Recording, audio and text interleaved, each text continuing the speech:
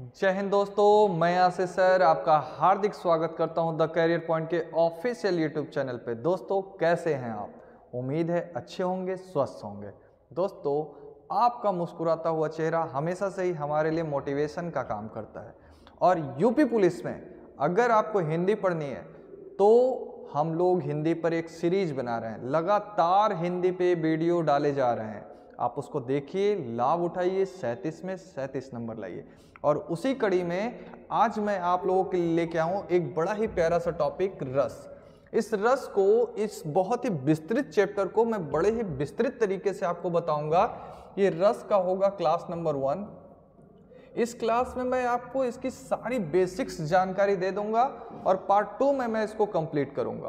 Part 1 में मैं आपको जो जो चीज़ें बता रहा हूँ, अगर यूपी पुलिस में यहाँ से क्वेश्चन ना आए तो कहिएगा, पक्का यहाँ से क्वेश्चन आएगा और आपको 1 से 2 प्रश्न दे के जाएगा। आइए मैं आपको हर एक चीज़ बताता हूँ रस के बारे में। दोस्तों रस क्या है? रस का शाब्दिक अर्थ होता है आनंद। क्या होता है? आनंद होता है। मतलब किसी भी काव्य को पढ़कर, सुनकर, देखकर, किसी भी काव्य को पढ़कर, सुनकर, देखकर जिस आनंद की हम लोग अनुभूति करते हैं उसे क्या कहते हैं? रस कहते हैं। देखो रस वो भी है, पिता अपने पुत्र को देख करके खुश हो रहा है, उसे जो आनंद मिल रहा है वो रस है।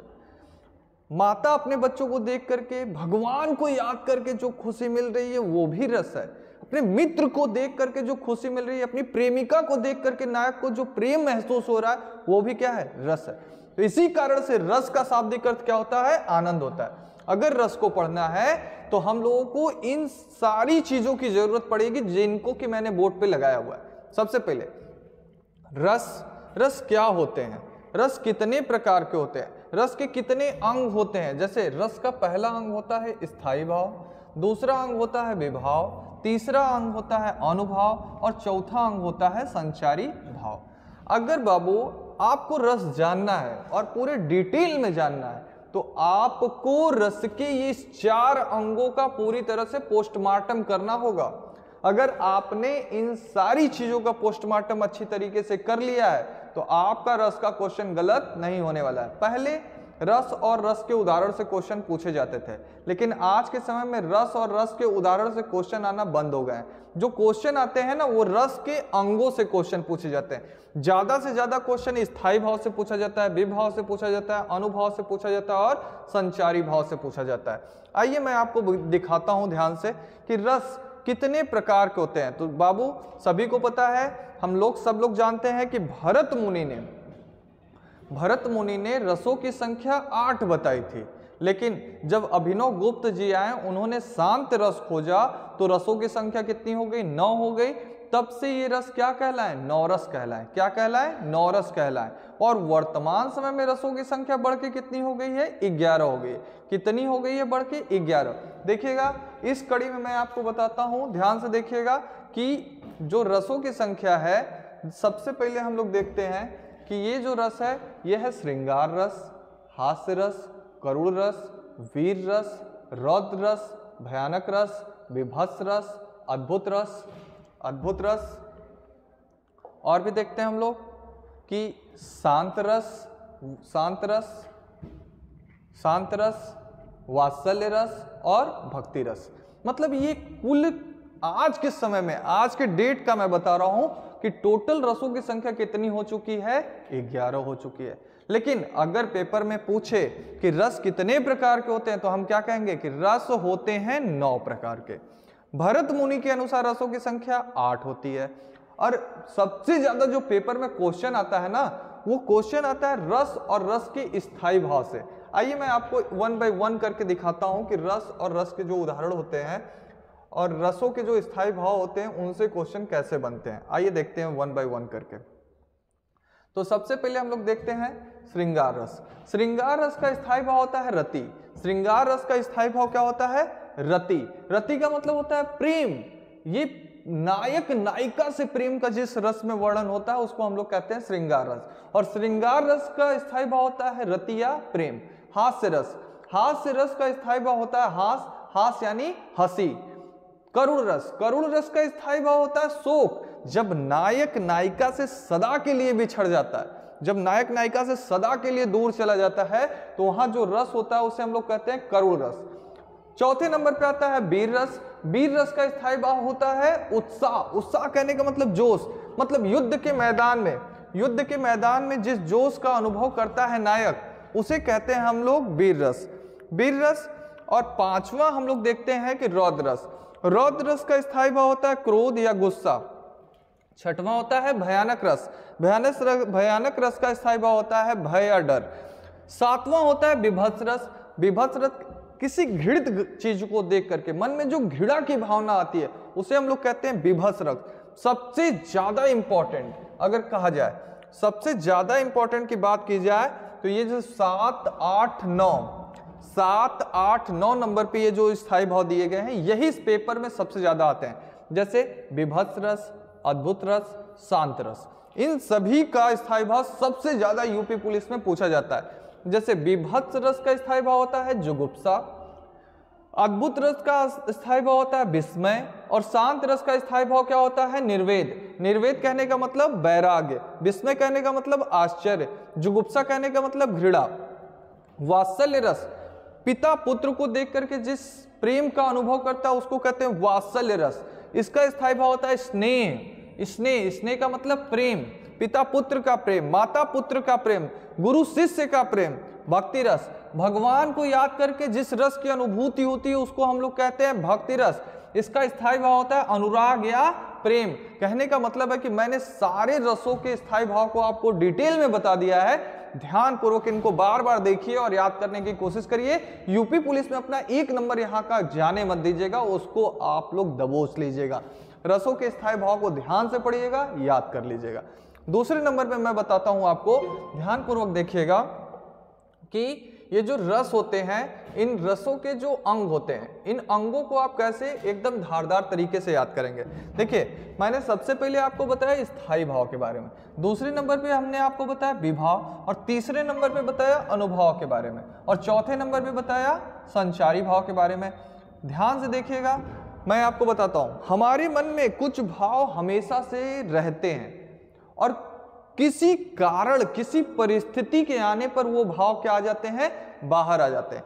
ये कारण ही क्या कहलाता है, विभाव। स्थायी भाव को बाहर लाने वाला कारण, ये जो कारण है जिस कारण से वो बाहर आ रहा है उसे हम लोग कहते हैं विभाव। और विभाव को 2 भागों में बांटा जाता है, एक कहा जाता है आलंबन और एक कहा जाता है उद्दीपन। अच्छा, जब ये स्थायी भाव बाहर आएंगे तो हमारे शरीर पे कैसे दिखेंगे? हमारे शरीर पे जब वो दिखता है हम लोग जैसे उसको प्रदर्शित करते हैं अपने शरीर के माध्यम से उसको कहते हैं अनुभव, और वो भाव जो पल भर के लिए आते हैं और चले जाते हैं उनको कहते हैं संचारी भाव। और संचारी भाव की संख्या कितनी होती है, 33 होती है। आइए मैं आपको सबसे पहले विभाव को अच्छी तरह से समझाता हूं। आइए देखते हैं विभाव क्या होता है। तो स्थायी भाव को जो बाहर लाने वाले कारण होते हैं उसको हम लोग कहते हैं विभाव।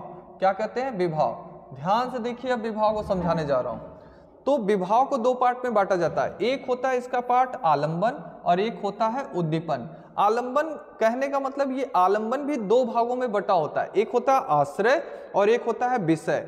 इस आलंबन का मतलब होता है कि वो जो भावना है जिसके मन में जागृत हुई है, और इसमें जिसके मन में जागृत हुई है, जिसके प्रति जागृत हुई है, ये दोनों के दोनों किसके अंतर्गत आएंगे, आलंबन के अंतर्गत। और जिस परिस्थितियों में आए हैं उसको हम लोग कहेंगे उद्दीपन। तो अगर मैं एक उदाहरण लेके चलूं, राम ने सीता जी को जब चांदनी रात में देखा तो उनके मन में प्रेम की भावना उत्पन्न हुई। तो किसके मन में भावना आई, तो राम जी के मन में आई। किसके प्रति आई, तो सीता जी के प्रति आई। तो कैसा वातावरण था, तो आश्रय कौन होगा, राम जी। विषय कौन होगा, सीता जी। परिस्थितियां क्या थी, वाटिका। तो कहने का मतलब आलंबन जो 2 भागों में बटा हुआ है उसमें जो आश्रय होता है मतलब जिसके मन में भाव जागता है, और जिसके प्रति जागता है वो क्या होता है, विषय होता है। और जिन परिस्थितियों में, चांदनी रात में, तो वो परिस्थितियां क्या कहलाती हैं, उद्दीपन कहलाती। उम्मीद है आपको विभाव समझ में आ रहा होगा। कहने का मतलब है कि स्थायी भाव को बाहर लाने वाले कारण क्या कहलाते हैं? विभाव कहलाते हैं। विभाव दो प्रकार से बटा होता है, एक होता है आलंबन, एक होता है उद्दीपन। आलंबन भी दो भागों में बटा होता है, एक होता है आश्रय, एक होता है विषय। जिसके मन में भाव जागता है उसे कहते हैं आश्रय, जिसके प्रति जागता है उसे कहते हैं विषय, और जिन परिस्थितियों में जागता है उसको हम लोग कहते हैं उद्दीपन। क्या समझ में आ रहा है आपको? समझ में आ रहा है। देखिए अनुभव की संख्या कितनी होती है? अनुभव की संख्या होती है 4। पहला होता है कायिक अनुभव, दूसरा होता है वाचिक अनुभव, तीसरा होता है आहार। आहार मतलब होता है वेशभूषा। क्या होता है? वेशभूषा। कहने का मतलब आपके जो पहनावे होते हैं ना, वेशभूषा। सात्विक अनुभव, सात्विक अनुभव यही हमारे सिलेबस में है और यही हमसे पूछा जाता है बार बार, और ये हमारे पेपर में कितने हैं? 8 हैं। आइए हम लोग इसको 1 बाय 1 करके देखते हैं, अच्छे तरह से इसका पोस्टमार्टम करते हैं और सीखते हैं। आइए देखते हैं। सात्विक अनुभव, कहने का मतलब सात्विक अनुभव की संख्या कितनी है? 8 है। पहला है स्तब्ध, मतलब हम कोचिंग के लिए आए और किसी दूसरे जगह पे जाकर के बैठे हुए हैं, मजा कर रहे हैं, अचानक पापा आ गए, हम स्तब्ध हो गए। अरे बाप रे, पापा आ गए, हक्के बक्के हो गए। हक्का बक्का होना, स्तब्ध होना, मतलब हमारे शरीर का वो वातावरण जो हमको स्तब्ध कर देता है वो कहलाता है क्या? स्तब्ध। वो किसके अंतर्गत आता है? सात्विक का पहला चरण है। दूसरा, हमको पसीना आने लगा, हो गया दूसरा। स्वेद मतलब पसीना आना, शरीर पर पसीना हो रहा है, हमारा शरीर रोमांचित होता जा रहा है। अरे यार पापा आप क्या करेंगे, हमको यहाँ देख लिए। हमारा शरीर, जुबान लड़खड़ा रहा है, हमारे जुबान में कंपन आ रही है, स्वर भंग हो गया है, आंखों से आंसू आ रहे हैं, शरीर में कंपन हो रही है, प्रलय की स्थिति बनी हुई है, क्या होगा, घर जाके क्या कहूंगा। हमारे चेहरे का रंग बदल गया है, वैवर्ण हो गया, हमारे चेहरे का रंग क्या हो गया है? बदल गया है। कहने का मतलब है कि ये जो सात्विक अनुभव होते हैं 8 होते हैं बाबू। इसके अलावा अगर हम लोग बात करें तो रस का ये जो चौथा अंग होता है इसको हम लोग कहते हैं संचारी भाव। क्या कहते हैं? संचारी भाव। और संचारी भाव की संख्या कितनी होती है? 33 होती है। लेकिन कुछ दिन पहले 34वां संचारी भाव खोजा गया जिसका नाम था छल। छल नामक 34वां संचारी भाव खोजा गया है, तब से संचारी भाव की संख्या हो गई है 34, लेकिन अभी वो जुड़ा नहीं है। अगर आपसे पूछे कि वो भाव जो पल भर के लिए आते हैं और चले जाते हैं, वो विचार, तो हम लोग उसको कहेंगे संचारी भाव। और संचारी भाव की संख्या कितनी होती है? 33 होती है। तो ध्यानपूर्वक मैंने बताया कि रस का शाब्दिक अर्थ होता है आनंद। रस के 4 अंग होते हैं, स्थायी भाव, विभाव, अनुभव और संचारी भाव। स्थायी भाव जो मन में हमेशा से विद्यमान होता है उसको स्थायी भाव कहते हैं। स्थायी भाव को बाहर लाने वाले कारण विभाव कहलाते हैं। इस स्थायी भाव को अपने शरीर के माध्यम से प्रदर्शित करना अनुभव कहलाता है। और वो भावनाएं जो पल भर के लिए आती हैं और चली जाती हैं उसको क्या कहते हैं? संचारी भाव कहते हैं। आइए आगे देखते हैं हम लोग ध्यानपूर्वक। बची हुई चीजों को आपको ध्यान से पढ़ाता हूं, आइए देखते हैं। कहने का मतलब है परिभाषा, रस की परिभाषा देखते हैं हम लोग अब ध्यान से। रस का शाब्दिक अर्थ होता है आनंद। रस का शाब्दिक अर्थ क्या होता है? आनंद होता है। क्या होता है? आनंद, मतलब खुशी मिलना, आनंद। रस का शाब्दिक अर्थ होता है आनंद। किसी काव्य को पढ़ने, सुनने या देखने से हमें जिस आनंद की अनुभूति होती है उसे हम लोग क्या कहते हैं? रस कहते हैं। किसी काव्य को पढ़ने, सुनने, देखने से हमें जिस आनंद की अनुभूति होती है उसे हम लोग क्या कहते हैं? रस कहते हैं। आइए और देखते हैं आगे।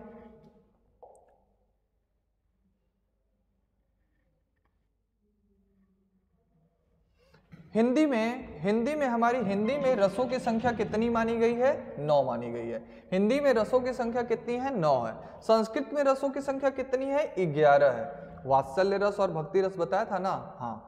प्राकृत में रसों की संख्या कितनी है? 10 है। तो याद रखिएगा, हिंदी में रसों की संख्या 9, संस्कृत में रसों की संख्या 11, प्राकृत में रसों की संख्या 10। रसों को काव्य की क्या कहा जाता है? आत्मा कहा जाता है। और रस का शाब्दिक अर्थ क्या होता है? आनंद होता है। रस का शाब्दिक अर्थ आनंद होता है। आचार्य विश्वनाथ के अनुसार वाक्यम रसात्मक काव्यम, यानी रस युक्त वाक्य ही काव्य कहलाता है। रस युक्त वाक्य ही काव्य कहलाता है। कहने का मतलब जब किसी काव्य को पढ़ने में हमें आनंद मिलता है तभी वो काव्य है। अगर आनंद नहीं मिल रहा है तो वो काव्य नहीं है। कहने का मतलब यदि विकल्प में रसों की संख्या पूछी जाए और 9 और 11 दोनों विकल्प में दिए गए हो तो सही उत्तर क्या होता है? 9 होता है। 9 और 11 दोनों दिए गए हो तो सही उत्तर क्या होगा? 9 होगा। ध्यान पूर्वक हर एक बात को देख लीजिए।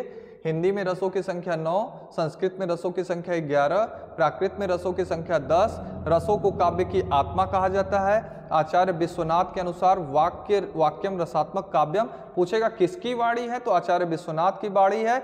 अर्थात रस युक्त वाक्य ही क्या कहलाता है? काव्य कहलाता है। अगर किसी विकल्प में रसों की संख्या पूछे और 9 और 11 दोनों दिया गया हो तो सही उत्तर 9 को माना जाता है। आइए हम लोग आगे देखते हैं ध्यान से, ठीक है। तो ये अब हम लोग देखते हैं फिर से,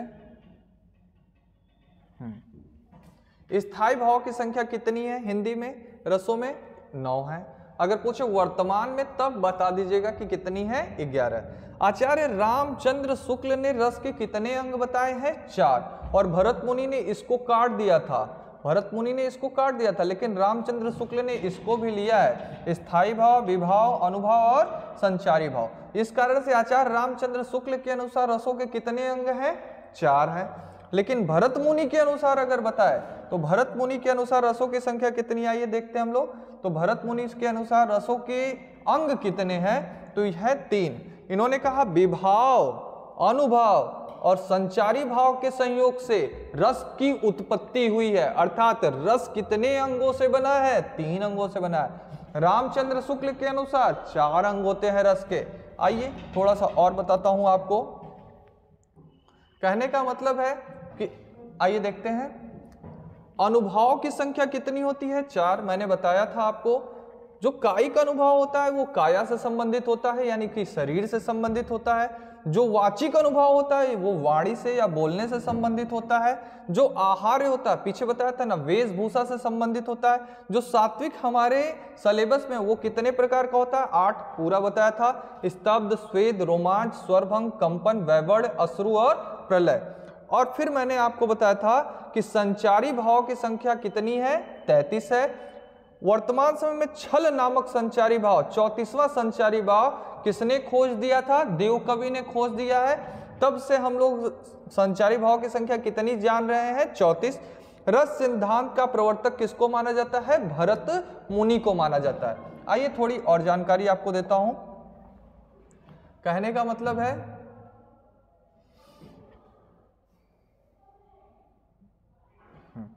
आइए देखते हैं कि भरत मुनि द्वारा लिखित ग्रंथ कौन सा है? नाट्य शास्त्र है।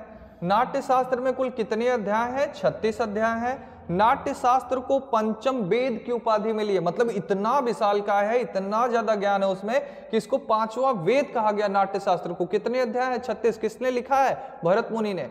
ठीक है, आगे देखते हैं। भरत मुनि के अनुसार रसों की संख्या कितनी थी? 8। इन्होंने श्रृंगार रस, हास्य रस, करुण रस, वीर रस, रौद्र रस, भयानक रस, विभत्स रस और अद्भुत रस के बारे में बताया, लेकिन शांत रस के बारे में नहीं बताए थे। आइए शांत रस के बारे में आपको बताता हूं, ध्यानपूर्वक देखिएगा कि शांत रस में क्या क्या याद रखने लायक चीजें हैं। कि शांत रस की प्रतिस्थापना खोज करने वाले कौन थे? उद्भट थे।